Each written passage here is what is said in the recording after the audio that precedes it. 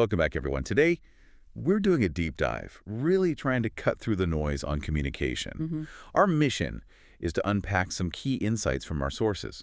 Figure out how you can speak better, sound more confident, and connect with people more easily. Yeah. And these tips, they're for everyone, right? Whether you're a student, maybe working in hospitality like a hotel trainee, or honestly, just anyone wanting to improve. Exactly. And it's so important because, well, good communication is just fundamental. It's not just a nice-to-have skill. Right. Our sources really highlight it's the bedrock for connecting with people, for success in almost anything. It's more than just words. Yeah, it's about understanding, building that rapport. Precisely. Yeah. Which is why these tips drawn from our research are so practical. Okay, let's jump into the first one. Yeah. The sources really emphasize this, and it sounds simple, but maybe isn't.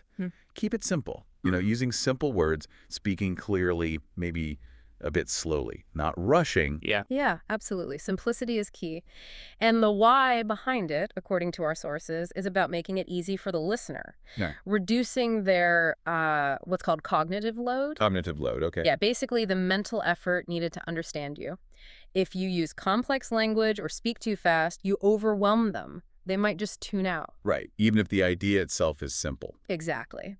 One interesting thing our experts noted was a kind of subtle 2-second pause rule.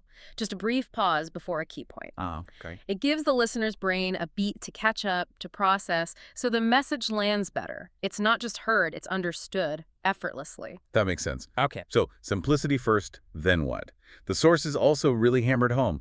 Listen more, speak smart. Yes, this one's huge. Good communication, it really starts with listening, truly listening. We all think we listen, but maybe we don't do it effectively. Well, often we're just waiting for our turn to talk, but active listening, which our sources detail, is different. It means really focusing on the other person. How do you do that practically?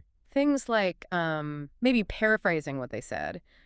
So if I'm hearing you right, you mean. Oh, okay, like reflecting it back. Exactly. It confirms you understand, and it makes the other person feel genuinely heard, which is massive for building connection. Yeah, I see that. And when you listen well first, your own response becomes much clearer, calmer, and more relevant. It improves the whole conversation. Okay, so simplify, listen actively. But how do you get good at this stuff? It needs practice, right? Which leads to tip 3, practice with people. Absolutely. Talk with friends, family. The sources even suggest practicing, say, English by talking to yourself in the mirror. Sounds a bit funny, maybe. Huh, yeah, maybe a little. But it works. Consistent practice builds fluency. And crucially, confidence. Right. The research calls it contextual learning. Practice in situations that feel real. Ordering coffee, explaining something simple, even just narrating your day. So little interactions add up. They really do. Each one is like a mini workout for your communication skills. Makes sense. And while you're practicing, there's another layer. Yeah. Watch your body language, your face, your hands.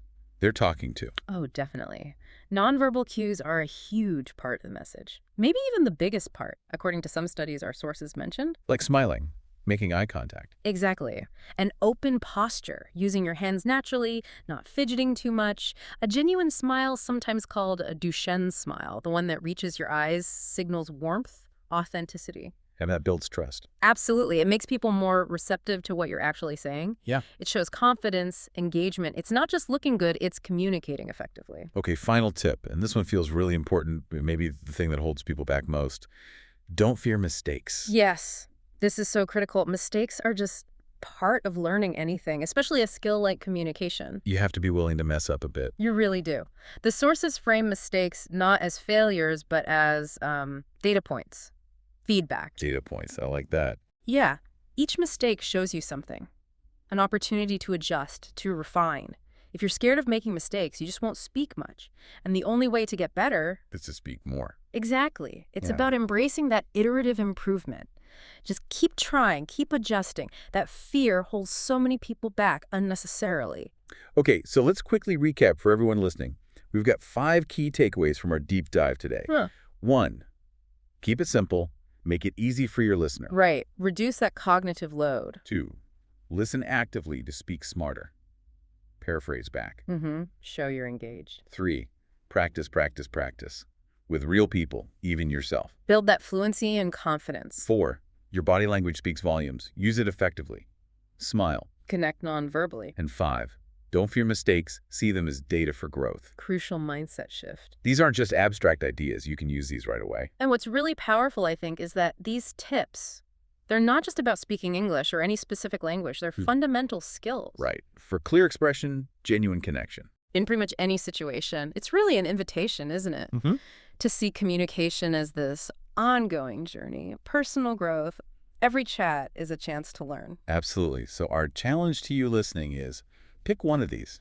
Just one. Focus on it this week. Try it out. See what happens. Yeah. Keep practicing, keep growing, and keep connecting. You can definitely do this.